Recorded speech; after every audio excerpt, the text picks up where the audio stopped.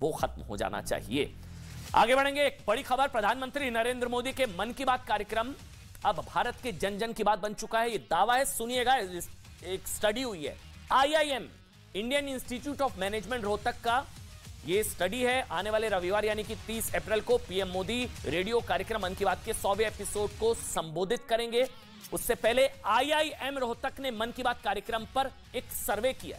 इस सर्वे में मन की बात की लोकप्रियता और लोगों पर इसके प्रभाव से जुड़ी कई जानकारियां सामने आई है। मैं एक एक करके आपको बताता हूं। इस सर्वे के मुताबिक, IIM रोहतक के सर्वे के मुताबिक करीब 96% लोगों को मन की बात कार्यक्रम की जानकारी है। 96%। 100 करोड़ लोगों ने कम से कम एक बार मन की बात कार्यक्रम जरूर सुना है। 100 करोड़, जबकि 23 करोड़ लोग हर हफ्ते मन की बात कार्यक्रम को सुनते हैं। IIM रोहतक की स्टडी है ये। IIM रोहतक के इस सर्वे के मुताबिक करीब रेडियो के साथ साथ मन की बात कार्यक्रम टीवी और मोबाइल फोन पर पॉपुलर हो चुका है। इसमें आंकड़ा भी दिया गया है कि 17.6% लोग, मतलब 18% लोग रेडियो पर मन की बात सुनते हैं, जबकि 44% मतलब 45% टीवी और लगभग 37.6% मोबाइल फोन पर रेडियो पर मन की बात सुनते हैं। रेडियो पर मन की बात कार्यक्रम की शुरुआत 9 साल पहले हुई थी।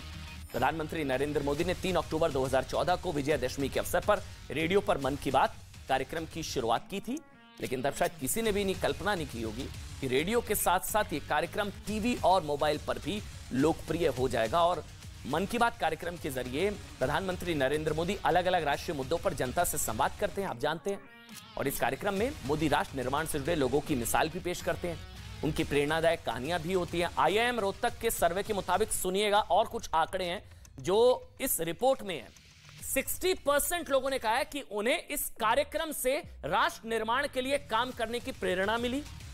55% लोगों ने कहा कि उन्हें जिम्मेदार नागरिक बनने की सीख मिली। 63% लोगों ने कहा कि सरकार के प्रति उनका रवैया सकारात्मक हुआ है और 59% लोगों का सरकार में भरोसा बढ़ा है। ये IIM रोहतक की रिपोर्ट। और अब जाते जाते आज का इतिहास एक बार अब जल्दी से आपको बता देते हैं। 24 अप्रैल 1888 यानी कि 135 साल पहले आज के दिन जॉर्ज ईस्टमैन ने अमेरिका के न्यूयॉर्क में कोडक कंपनी की स्थापना की थी। 1988 में बाजार में लॉन्च हुए कैमरे की कीमत बहुत ज्यादा थी, जिसकी वजह से आम लोग कैमरा नहीं खरीद सकते थे।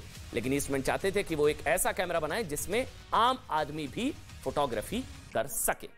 आज ही के दिन इसके लिए जॉर्ज ईस्टमैन ने एक सरल डिब्बाकार कैमरे का निर्माण किया आपकी टीवी स्क्रीन पर। अब ये आज का इतिहास। और अब 100 बात की एक बात।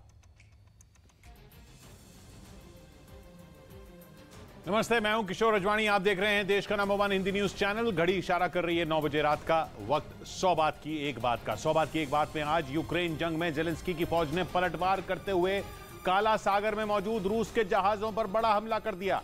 आर्मेनिया और अजरबैजान एक नई जंग के मुहाने पर पहुंच गए, जो अगर छिड़ गई तो विश्व युद्ध में बदल सकती है।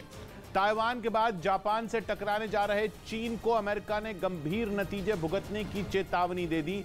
और पाकिस्तान के पत्रकार हामिद मीर ने ही पाकिस्तान की लाचार फौज की पोल खोल दी और दावा किया कि पाकिस्तानी सेना कंगाली के कारण जंग लड़ने लायक नहीं बची है। ब्रेकिंग न्यूज आ रही है यूक्रेन जंग से जुड़ी। जंग के बीच जेलेंस्की ने पुतिन पर बहुत बड़ा हमला बोल दिया। युद्ध के 425वें दिन पुतिन को बहुत बड़ा झटका लगा, क्योंकि एक बार फिर जेलेंस्की की सेना ने रूस के कब्जे वाले क्राइमिया पर अटैक कर दिया। यूक्रेन की सेना ने क्राइमिया के सेवेस्तोपोल नेवल बेस पर मौजूद रूस के जंगी जहाजों के बेड़े को ड्रोन से निशाना बनाया, जिसके बाद क्राइमिया में मौजूद रूसी सेना में खलबली मच गई।